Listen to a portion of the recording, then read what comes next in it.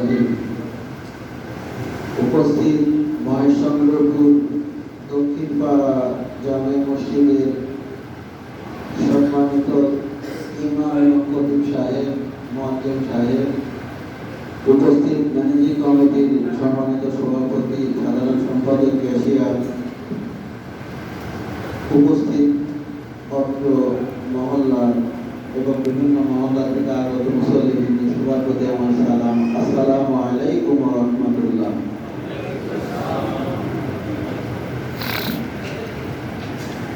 প্রিয় উপস্থিতি,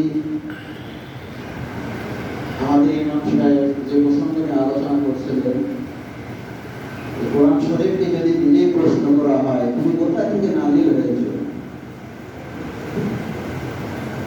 তার উত্তর কোরআন শরীফের মধ্যে আছে। তানজিলাম মিম্মান খালাকাল আরদা ওয়াস সামাওয়াতিল উলা। সেই মহান রব্বুল আলামিন আমাকে সৃষ্টি করেছেন, যিনি আসমান এবং জমিনের সৃষ্টিকারী। অপর আয়াত আছে তানজিলাম মিন রব্বিল আলামিন, আমি মহান রব্বুল আলামিনের নিকট থেকে আগত। কেউ যদি প্রশ্ন করে কোরআন ঠিক আছে, তুমি মহান রব্বুল আলামিনের নিকট থেকে আগত, কোরআন তো এইভাবে কিতাব আকারে আসেনি। আমাদের ইমাম সাহেব যেটা বলল, দিনে দিনে ধারাবাহিক হয়ে আসছে। যে তুমি কোথায় ছিলে? বাল হুয়া কুরআনুন মাজিদুন ফি লাওহি মাহফুজ, আমি লাওহি মাহফুজে ছিলাম, সেখান থেকে কি ধাপে ধাপে প্রয়োজন অনুসারে রাসূলের প্রতি অবতীর্ণ হয়েছে। রাসূল সাল্লাল্লাহু আলাইহি সাল্লামের শেষ শবে কদরের রাত্রিতে,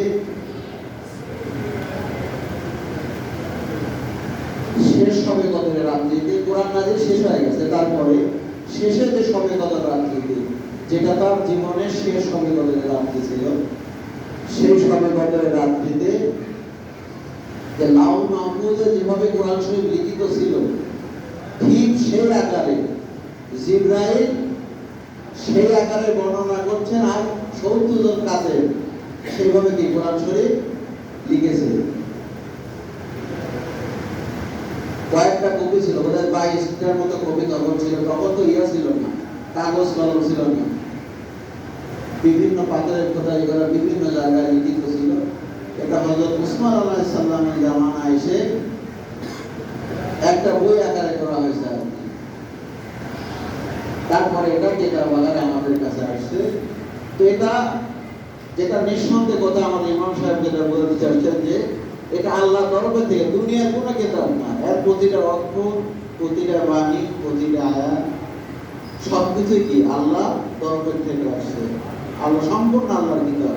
সবাই আমরা বলি আলহামদুলিল্লাহ। সেই মহান রব্বুল আলামিনের প্রশংসা, যিনি কয়েক কোটি হাফেজ আছে। ইন্না নাহনু নাযালনা যিকরা ইন্নাহু লাহু লাহাফিজুন, আল্লাহ নিজেই বলেছে যে আপনি এই 100 পাতার একটা বই যে হাফেজ এই 6666টা আয়াত এই সব বইতে পড়িয়ে দেয় সত্যি আল্লাহর রহমতে, তার যদি 100 পাতার বই একটা দেন, দিয়ে বলে যে তুমি এটা পড়িয়ে দেখে এক বছর পরে তো পড়াপড়ি হুবাহু বলা লাগবে, আমার মনে সে পারবে না, পারবে এই যদি মনে পারবে না।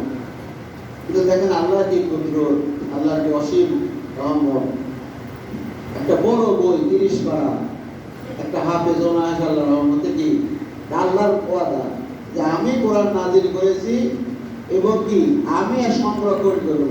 রাসূল পেরেশানি হয় আয়াত নাজিল হওয়ার পর, বারবার ওই আয়াতকে পড়ে মুখস্থ করার চেষ্টা করতে। আল্লাহ তখন আয়াত নাজিল করে বললেন, হে রাসূল আপনি পেরেশানি হওয়ার দরকার নেই, এটা আপনার সিনার মধ্যে আমি গাঁথিয়ে দেব, আপনার সিনার মধ্যে আমি খোদাই করে দেব, এটা আপনার ভুলবেন না, আপনি যখন ইচ্ছা যেখান থেকে ইচ্ছে করতে পারবেন।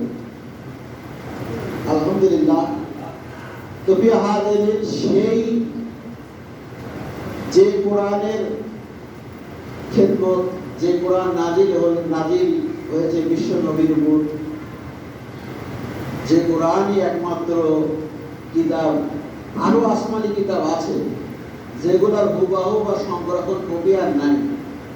কি হয়েছে, ওই একজন লিখতে একটু বেশি লিখছে, কম লিখেছে, এই করতে যা হুবাহু কপি আর নাই। কিন্তু আল্লাহ রহমতে 4,34,00,000 হাফেজ আছে এখন বাংলাদেশে, সারা বিশ্বে।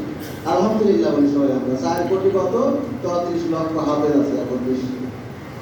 যারা কি করছে, কোরআন শরীফ সিনার মধ্যে রেখে দিছে, কেতাবেও নাই, পুস্তকে নাই, কার মধ্যে আছে, নিজের বুকের মধ্যে আছে। সেই সেই কিতাবের আমল এবং তফসির হচ্ছে আমাদের মহেশচন্দ্রপুর মদিনাতুল উলুম ইসলামিয়া হাফেজিয়া মাদ্রাসা। সেই বিশ্বের এই হাফেজ গোড়ার কারিগর প্রতিষ্ঠানের মধ্যে এটা একটা প্রতিষ্ঠান, ঠিক না? যত প্রতিষ্ঠানে খায় তার মধ্যে কি এটা আমার আল্লাহর মধ্যে একটা প্রতিষ্ঠান। আর একটা সহজ জিনিস